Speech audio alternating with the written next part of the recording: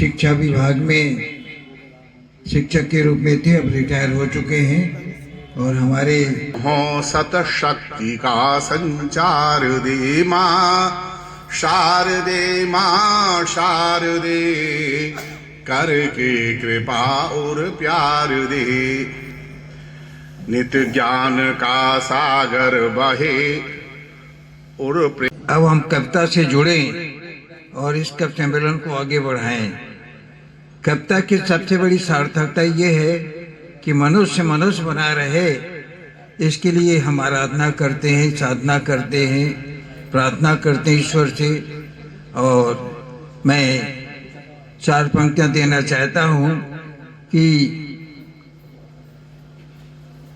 आदमी कुछ फिर भी वतन की आन है। आदमी कुछ भी नहीं फिर भी वतन की आन है। हर अंधेरी झोपड़ी का, हर अंधेरी झोपड़ी का वो स्वयं दिनमान है। हर अंधेरी झोपड़ी का वो स्वयं दिनमान है। जब कलम की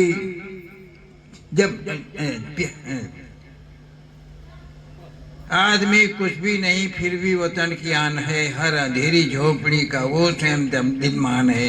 जब पसीने की कलम से वक्त खुद गीता लिखे, जब पसीने की कलम से वक्त खुद गीता लिखे, एक ग्वाला भी कभी बनता स्वयं भगवान है। ये साधना की कोट है, साधना की उपलब्धियां हैं। उस साधना के सफल मैं कविता हूँ, समय के साथ चलना चाहती हूँ, सरोकारों के ही शब्दों में ढलना चाहती हूँ। नहीं ये चाहती मैं प्रेम ही केवल उकेरूं, भुलाकर खुद को मैं सूरज सजलना चाहती हूँ। मैं कविता हूँ, समय के साथ चलना चाहती हूँ।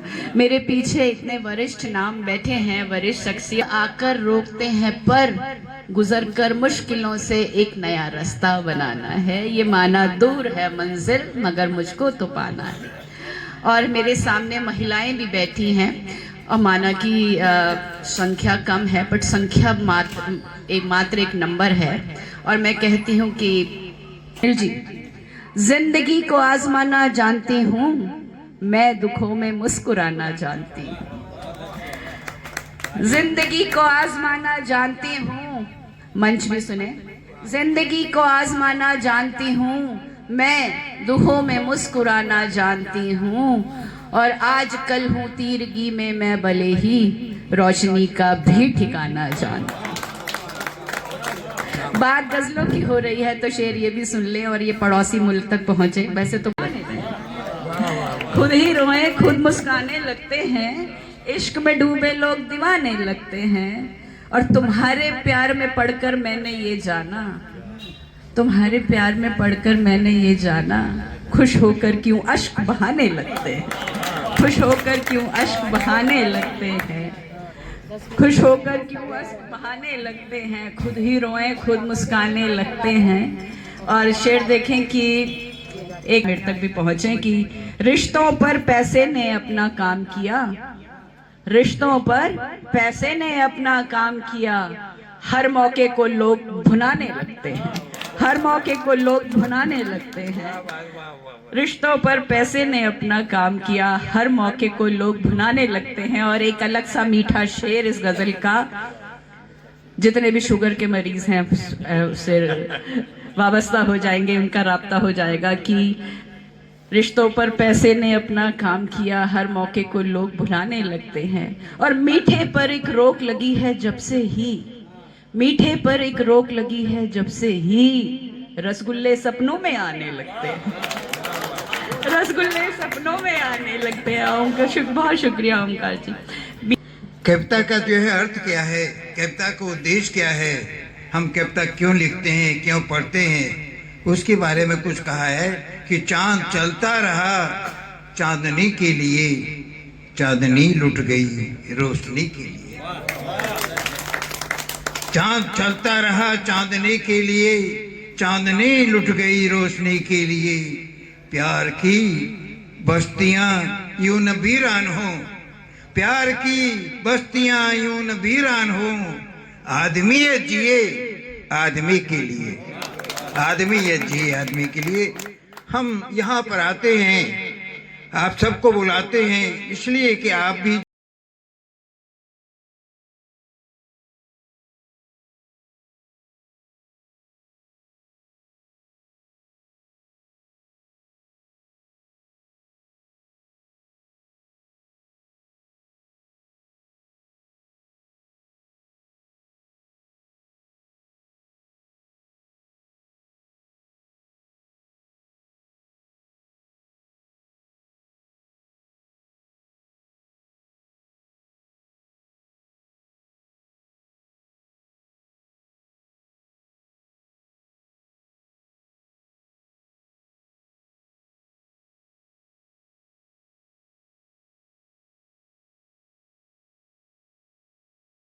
पहुंच कर चलते। जिंदगी की जीत में विश्वास जो रखते वे मुसाफिर मुश्किलों को रौंद कर चलते, और बस्तियों की रोशनी जिंदा उन्हीं से है, बस्तियों की रोशनी जिंदा उन्हीं से है, सूर्य बनकर आदमी से प्यार जो करते। ये कवियों की आपने ऊँच के उन कवियों को अभी सुनेंगे अनिल जी को, तो ये मंचंच पे दहाड़ के एकदम काफी हंगामा करेंगे। सर्दी गर्मी वर्षा सब सीमा पे बिताते हैं। भारती की आन बान शान को लिए जो हाथ सर्दी गर्मी वर्षा सब सीमा पे बिताते हैं, वो भूख प्यास त्याग कर जो जागते हैं रात दिन, खुद नहीं सोते सारे देश को सुलाते हैं। और दुश्मन की आहट के भरते हुंकार जो युद्ध में कदम न पीछे जो हटाते हैं, और सत सत नमन करूं ऐसे वीर बांकुरों का, देश की सुरक्षा में जो शीश को चढ़ाते हैं। और यह फंदा नहीं मौत का है, ये तो सच्ची आजादी है, वो इसको गले लगाना ही अंग्रेजों की बर्बादी है। यदि इसको गले लगाऊंगा तो ऋण पुख्ता हो जाएगा और भारत की आजादी का प्रण पुख्ता हो जाएगा। कि आजादी के लिए यहाँ बाजी आज बिछा दी है, यह फंदा नहीं मौत का है, ये तो सच्ची आजादी है। मन था माता के चरणों में, मन था माता के चरणों में, फंदे को सिंह निहार रहा, हौले हौले तख्ते पर चढ़ फंदे को भगत दुलार रहा। बलिदान भले यो मेरा, मैंने तो अलग जगा दी है, यह फंदा नहीं मौत का है, ये तो सच्ची है। मुंह मोड़ लेते हैं वो राष्ट्र रक्षा के लिए घर छोड़ देते हैं। हम स्वार्थ बस अपनों से मुंह मोड़ लेते हैं, वो राष्ट्र रक्षा के लिए घर छोड़ देते हैं। रणवीर सैनिकों को कोटि कोटि है नमन, रणवीर सैनिकों को कोटि कोटि है नमन। वतन के वास्ते तिरंगा ओढ़ लेते हैं, वतन के वास्ते तिरंगा ओढ़ लेते हैं। वही राष्ट्र श्रेष्ठ व सर्वत्र महान होता है। जो स्वप्न हम देख रहे हैं कैसे पूरा होगा, कहने का प्रयास।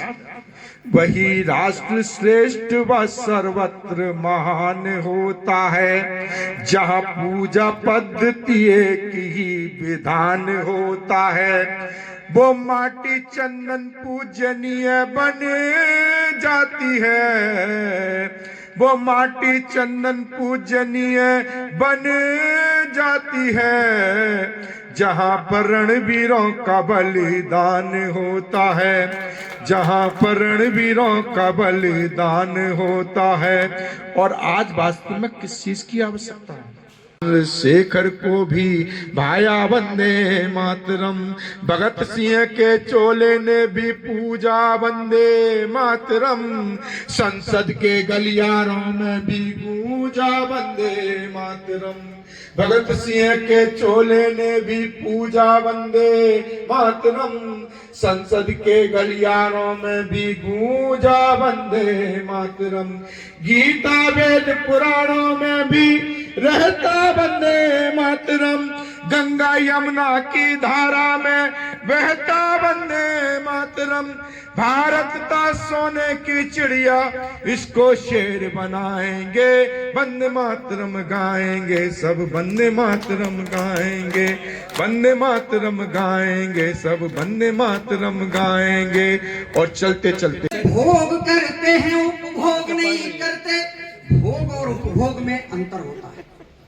भोग जरूरी होता है, उपभोग जरूरी होता है, और भोग तो चाहे जितना करो। तो वस्तुएं विलासिता की जोड़ के विलासी हुए भोग करते हैं, उपभोग नहीं करते। वो खिड़की दीवारें बात करती हैं दिन रात।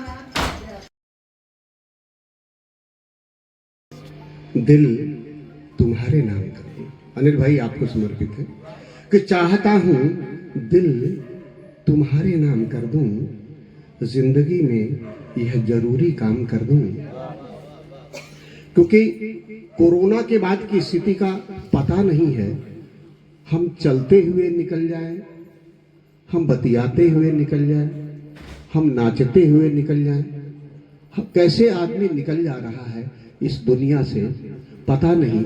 इसीलिए कि चाहता हूं दिल तुम्हारे नाम कर दूं, जिंदगी में यह जरूरी काम कर दूं। और अनिल भाई, कल का सूरज कौन देखे क्या पता, कल का सूरज कौन देखे क्या पता। आज अपने मन को चारों धाम कर दूं, आज अपने मन को चारों धाम कर दूं। चाहता हूं दिल तुम्हारे नाम कर दूं, जिंदगी में यह जरूरी काम कर दूं। ऐसे लोगों को पहचाने तो पहचाने कैसे, चेहरे पर चेहरे चिपकाए बैठे हैं, चेहरे पर चेहरे चिपकाए बैठे हैं, लोग धनुष पर बाण चढ़ाए बैठे हैं।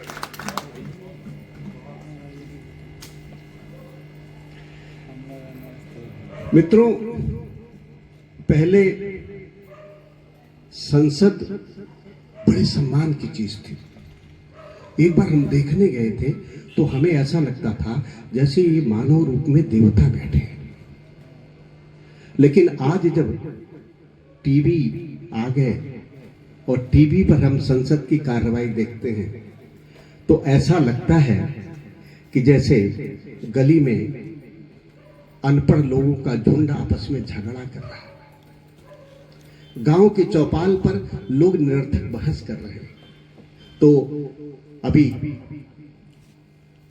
वेद प्रकाश जी ने कहा था, कभी जैसा देखता है जैसा महसूस करता है। ये कितने रूप धरती है, कभी चंदन लगाती है, कभी टोपी पहनती है।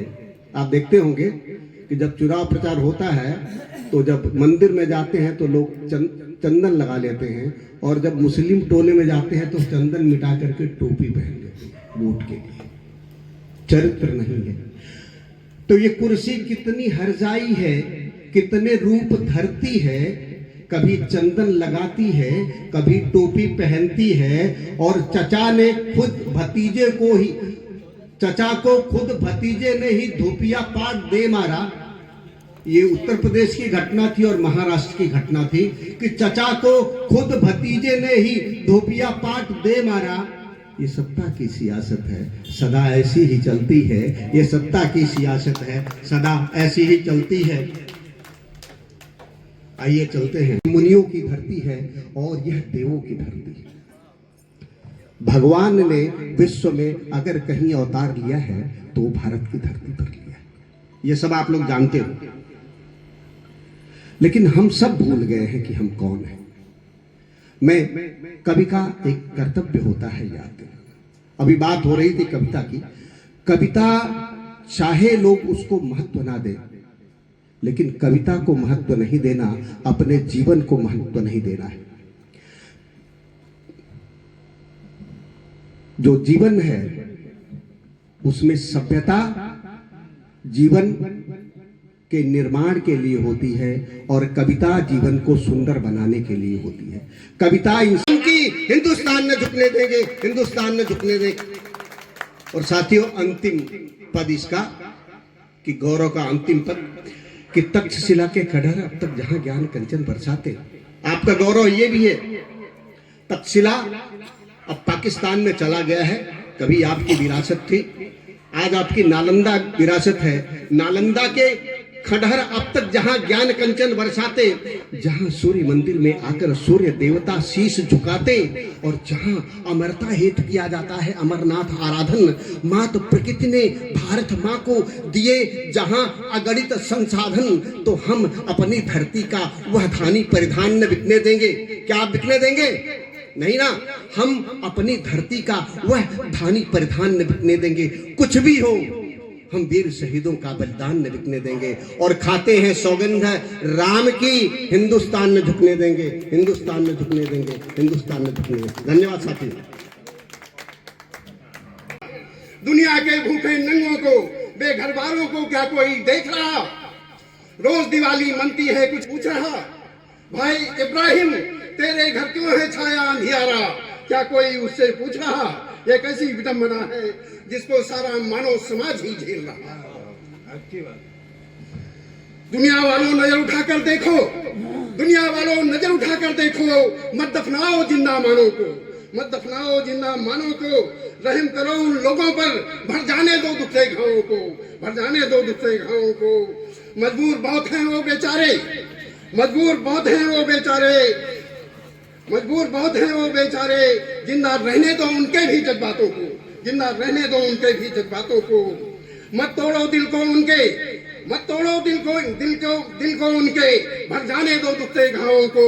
दुनिया वालों नजर उठाकर देखो, मत दफनाओ जिंदा मानों को। थोड़ा सा सोमालिया को टच किया है मैंने। से नहीं, वतन के वास्ते, वतन के वास्ते थोड़ी मोहब्बत भी जरूरी है। वतन के वास्ते थोड़ी मोहब्बत भी जरूरी है। तो कवियों ने जो उसी देश प्रेम को, उसी देशभक्ति को दिखाने की कोशिश की। आचार अनमोल जी हमारे बहुत ही प्यार रचनाकार हैं। तो उर्बे निश्चल प्रीति नहीं होती, देना धोखा खेल खेल में सच्ची जीत नहीं होती। मत भर काली दौलत को तू अपने पाप खजाने में, मर जाने पर यार कफन में सच में, मर जाने पर यार कफन में सच में जेब नहीं होती। कई बार घर में भी जो पाश्चात्य संस्कृति घुस रही है, उसके लिए एक मुक्तक और है कि फटा वस्त्र भी कंगाली में सीना पड़ता है, फटा वस्त्र भी कंगाली में सीना पड़ता है। बिन चाहे भी विष का प्याला पीना पड़ता है। आज वक्त कहें और धोखे खाकर खुशी खुशी फिर जीना पड़ता है, धोखे खाकर खुशी खुशी फिर जीना पड़ता है। और एक बहुत धार्मिक रूप से तेरा पाए जो अमरत्व धरा पर, पाए जो अमरत्व धरा पर, वो सपना किसने देखा है?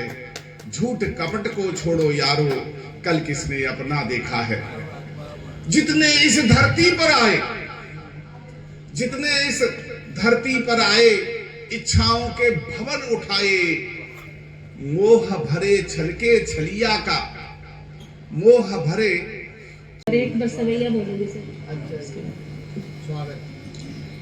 कि अपने तिरंगे को प्रणाम मैं करती हूँ, देश के लिए जान कुर्बान करती हूँ। अपने तिरंगे को प्रणाम मैं करती हूँ, देश के लिए जान कुर्बान करती हूँ। और शान से लहराए जब गगन पे तिरंगा मेरा, अपने तिरंगे पे मैं अभिमान करती हूँ। शान से लहराए जब गगन पे तिरंगा मेरा, अपने तिरंगे पे मैं अभिमान करती हूँ। और एक श्रृंगार के घनाक्षर कि होठ लाल गाल लाल भाल लाल मांग लाल, होठ लाल गाल लाल भाल लाल मांग लाल, और लाल ही चुनर में सज रहे कामनी। और पाँव महावर लाल, पाँव महावर लाल, लख रही लाल लाल, और लाल लाल चूड़ियों से बज रही रागनी। उंगली के नख लाल मुंदरी के नग लाल, उंगली के नख लाल मुंदरी के नग लाल, नथ पर मोर लाल सज रही भामिनी। और मेहंदी से पोर लाल, मेहंदी से पोर लाल, लहंगे की कोर लाल, और लाज से लजाती नार लग रही दामिनी। बहुत आभार सर, बस एक सौ और बोलूंगी बस। किनारे वही जो करे आपति चरण की अनुरागी, और स्नेह सुधा बरसाई रहे नित, स्नेह सुधा बरसाई रहे नित। और स्नेह सुधा बरसाई रहे, कटु बन कलेश और देश को त्यागी, और धरनी सी जो बने गृहिणी, धरनी सी जो बने गृहिणी, जने सुत वृद्धि में हो सहभागी, और सीता सती सी जो हो सतवंती, सीता सती सी जो हो सतवंती, तो धन्य त्रिया तो पतिव्रत भागी, सीता सती सी जो हो सतवंती, तो धन्य त्रिया तो पतिव्रत भागी। बहुत आभार। ये थोड़ा सा अमृत मुझे भी मिल गया यहाँ पर, सभी वरिष्ठ लोग हैं और मैं बहुत आभार व्यक्त करती हूँ सबका। नमस्कार आप सभी को। और काफ़ी लेट हो गया ऑलरेडी, तो मैं ज़्यादा टाइम नहीं लूँगी आप सबका। तो मंच पर उपस्थित सभी आदरणीय विद्वानों को नमन। मेरा नाम ऋचा है और पेशे से मनोवैज्ञानिक हूँ मैं एक स्कूल में। तो वहाँ पे काफ़ी बच्चे आते हैं मेरे पास काउंसलिंग के लिए, तो उनसे जो भी मेरी कॉन्वर्सेशन होती है वो सोच के मैंने कुछ लिखा है। तो आज मैं मन की उन आवाज़ों को शब्द देने आई हूँ जो अक्सर सुनाई नहीं देती। मन के आईने में, मन के आईने में कितने चेहरे बसते हैं, मन के आईने में कितने चेहरे बसते हैं। कुछ हंसते दिखते हैं तो कुछ चुपचाप रोते हैं। बाहर है सब ठीक लगे, बाहर है सब ठीक लगे, ये ज़रूरी तो नहीं। अंदर कितने तूफान हैं ये दिखते तो नहीं। कभी डर की परछाई, कभी चिंता की लकीर, कभी उम्मीद की रोशनी, कभी यादों की पीर। हर बच्चा एक कहानी है, हर बच्चा एक कहानी है। हर दिल एक किताब है, कुछ पन्ने खुले हुए, कुछ अब भी बेहिसाब हैं। मैं सुनती हूँ खामोशी से जो शब्दों में नहीं, मैं सुनती हूँ खामोशी जो शब्दों में नहीं। मैं देखती हूँ वो आंसू जो आंखों में नहीं। ये काम नहीं बस पेशा है, ये एक जिम्मेदारी है। टूटे हुए मनों को जोड़ना ही मेरी तैयारी है। ना कोई कमजोर यहाँ, ना कोई अधूरा है। हर इंसान में छिपा एक सपना पूरा है। बस थोड़ा सा सहारा, थोड़ी सी समझ चाहिए। हर दिल को जीने के लिए एक नरम सी वजह चाहिए।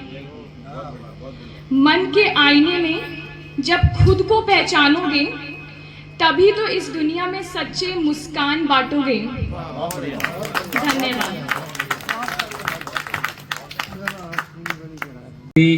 ऋचा से पहले जिन्होंने अभी तिरंगे की बात की, मैं वहीं से शुरू करता हूं।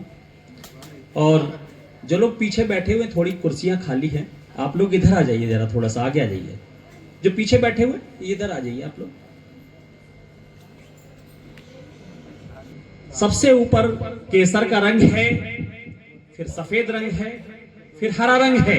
ये तीन रंग हमें संदेश क्या देते हैं वो सुनिएगा। एक बार जरा तालियों से आदेशित करिएगा, जितने भी लोग बैठे हो जरा ऊर्जावान हो जाए। सुनिएगा कि केसर का सूर्य के समान तेजवान रंग, त्याग बलिदान जिंदगी का एक नाम है। कि केसर का सूर्य के समान तेजवान रंग, त्याग बलिदान जिंदगी का एक नाम है। गंगाधार के समान मध्य में है श्वेत रंग, शांति सहयोग सिखलाता शुभ श्याम है। तो हरी भरी धरती सा झूमता ये हरा रंग, कि हरी भरी धरती सा झूमता ये हरा रंग। धन का कुबेर यह करे पुण्य काम है, राह दिखलाता यह भारत के लाडलों को। तीन रंग वाले इस झंडे को प्रणाम है, तीन रंग वाले इस झंडे को प्रणाम है। आप लोग जो और तालियां नहीं आई, थोड़ा आप लोग भी ऊर्जावान, भैया आप बैठ जाइए जरा, ये गले भैया आप बैठ जाइए थोड़ा सा। और सबसे पहले मैं प्रणाम करना चाहता हूं उनको, राधेश्याम, डॉक्टर राधेश्याम बंधु जी के परिवारजनों को।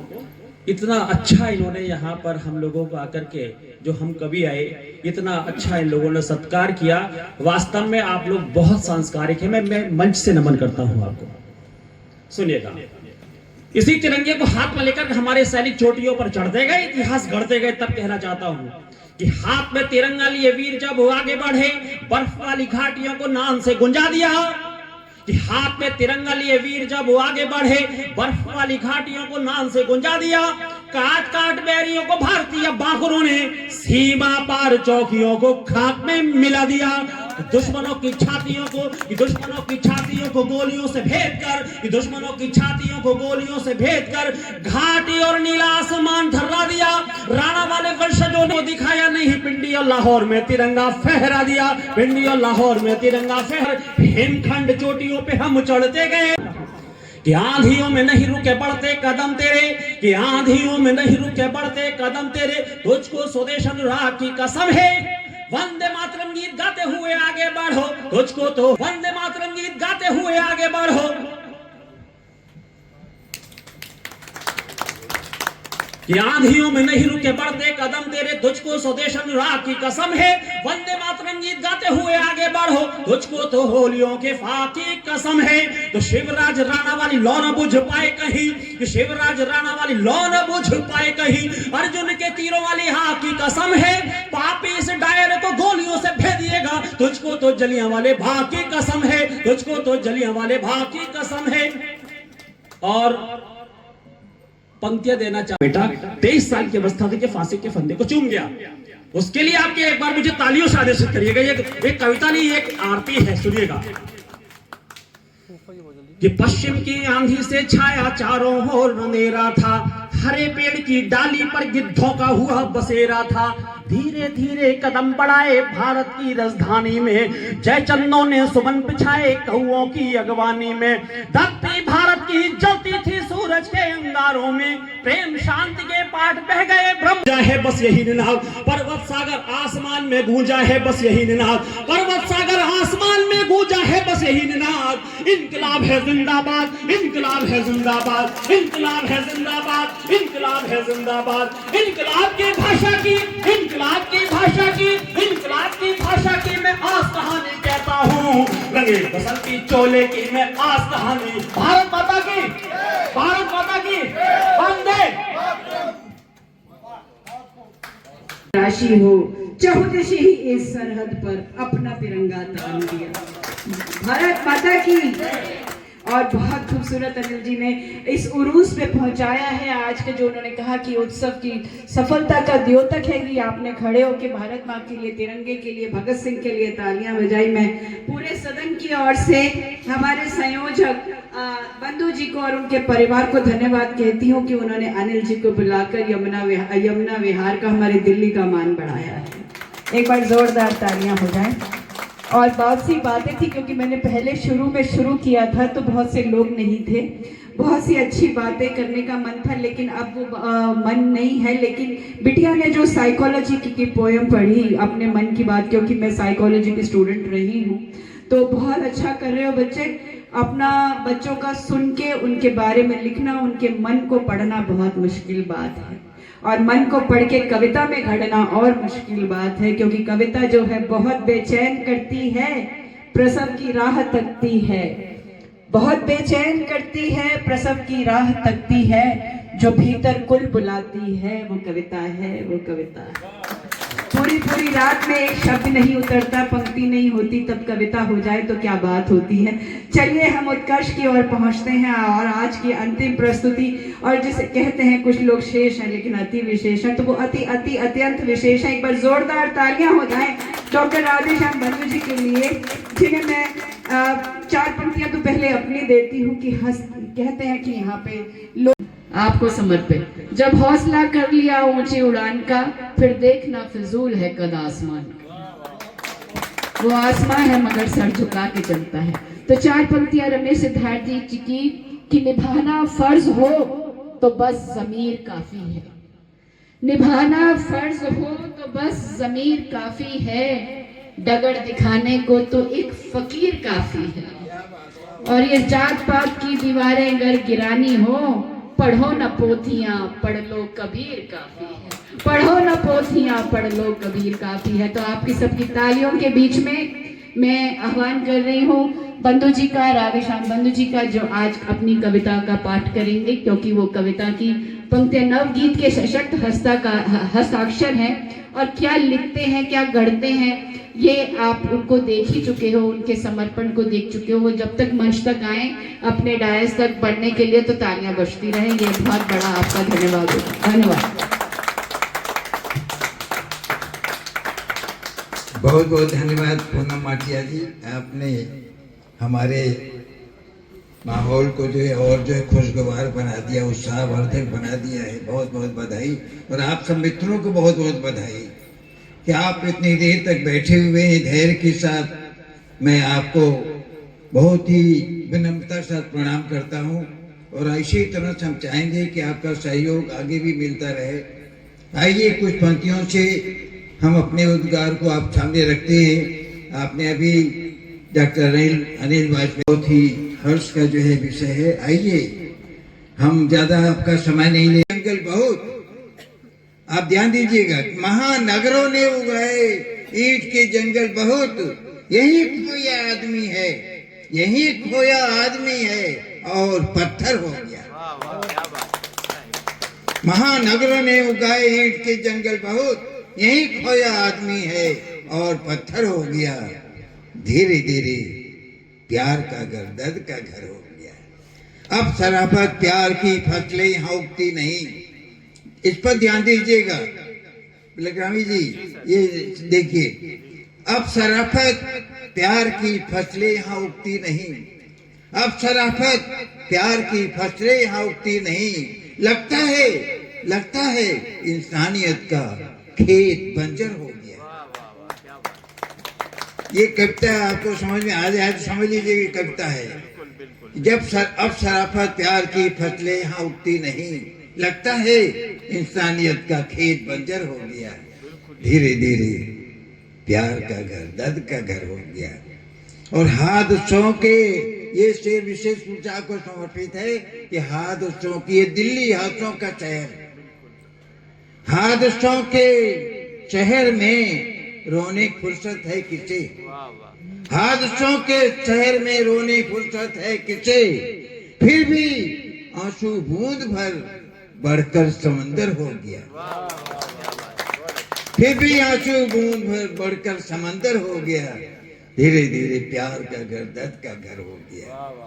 और दोस्तों की भीड़ में भी किसे मैं अपना कहूँ, दोस्तों प्यार का घर दर्द का घर हो गया। और जब सियासत का ही मतलब सिर्फ घोटाला हुआ, इस पर ध्यान दीजिएगा कि आज की राजनीति क्या है। जब सियासत का ही मतलब सिर्फ घोटाला हुआ, जब सियासत का ही मतलब सिर्फ घोटाला हुआ, तब से गांधी जी का बंदर भी सिकंदर हो गया। जब सियासत का ही मतलब सिर्फ घोटाला हुआ, जब सियासत का ही मतलब सिर्फ घोटाला हुआ, तब से गांधी जी का बंदर भी सिकंदर हो गया। धीरे धीरे प्यार का घर दर्द का घर हो गया। और रेप भ्रष्टाचार के मुद्दे पे कुर्सी मौन क्यों, ये विशेष शेर आपके लिए है, आज के माहौल के लिए। रेप भ्रष्टाचार के मुद्दे पे कुर्सी मौन क्यों, रेप भ्रष्टाचार के मुद्दे पे कुर्सी मौन क्यों, लगता थाने का सपेरा खुद ही अजगर हो गया। लगता थाने का सपेरा खुद ही अजगर हो गया। धीरे धीरे प्यार का घर दर्द का घर हो गया। और मित्रों, आइए इसके अंतिम में इसमें एक परिभाषा मैंने दी है, रिश्तों की परिभाषा। इसको अगर आपने समझ लिया तो समझेंगे आपने लोकगीत को समझ लिया कि प्यार की खातिर लुटे हम रूप के बाजार में, प्यार की खातिर लुटे हम रूप के बाजार में। अब तो रिश्तों का